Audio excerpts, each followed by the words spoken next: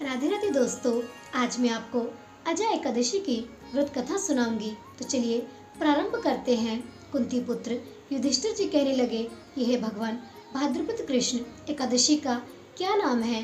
व्रत करने की विधि तथा इसका महात्म्य कृपा करके कहिए। मधुसूदन कहने लगे कि इस एकादशी का नाम अजय एकादशी है। यह सब प्रकार के समस्त पापों का नाश करने वाली है। जो मनुष्य इस दिन भगवान ऋषिकेश की पूजा करता है उसको वैकुंठ की प्राप्ति अवश्य होती है। अब आप इसकी कथा सुनिए। प्राचीन काल में हरिश्चंद्र नामक एक चक्रवर्ती राजा राज्य करता था। उसने किसी कर्म के वशीभूत होकर अपना सारा राज्य व धन त्याग दिया, साथ ही अपनी स्त्री, पुत्र तथा स्वयं को बेच दिया। वह राजा चांडाल का दास बनकर सत्य को धारण करता हुआ मृतकों का वस्त्र ग्रहण करता रहा, मगर किसी प्रकार से सत्य से विचलित नहीं हुआ।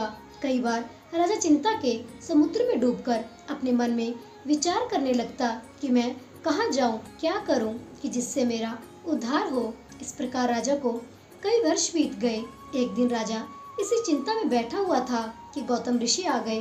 राजा ने उन्हें देखकर प्रणाम किया और अपनी सारी दुख भरी कहानी कह सुनाई। यह बात सुनकर गौतम ऋषि कहने लगे कि राजन, तुम्हारे भाग्य से आज से 7 दिन बाद भाद्रपद कृष्ण पक्ष की अजय नाम की एकादशी आएगी। तुम विधि पूर्वक उसका व्रत करो।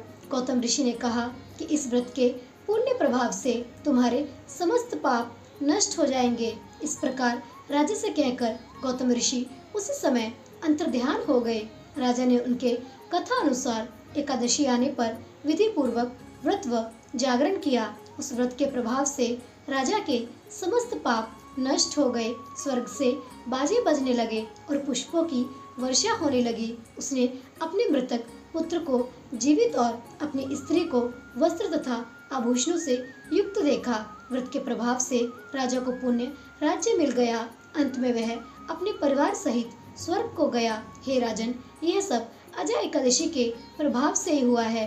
अतः जो मनुष्य यत्न के साथ विधि पूर्वक इस व्रत को करते हुए रात्रि जागरण करते हैं, उनके समस्त पाप नष्ट होकर अंत में वह स्वर्गलोक को प्राप्त होते हैं। इस एकादशी की कथा के श्रवण मात्र से अश्वमेध यज्ञ का फल प्राप्त होता है। तो दोस्तों, इस प्रकार यह अजय एकादशी की व्रत कथा यहीं पर समाप्त होती है। प्रेम से बोलिए राधे कृष्ण। दोस्तों, अगर आपको अजय एकादशी की व्रत कथा अच्छी लगी है तो कृपया जाने से पहले मेरे चैनल को लाइक, सब्सक्राइब और शेयर अवश्य करके मेरा प्रोत्साहन बढ़ा दें। आपका बहुत धन्यवाद होगा। मिलते हैं अगली कथा के साथ। तब तक के लिए आप सभी को मेरी तरफ से प्यार भरी राधे राधे।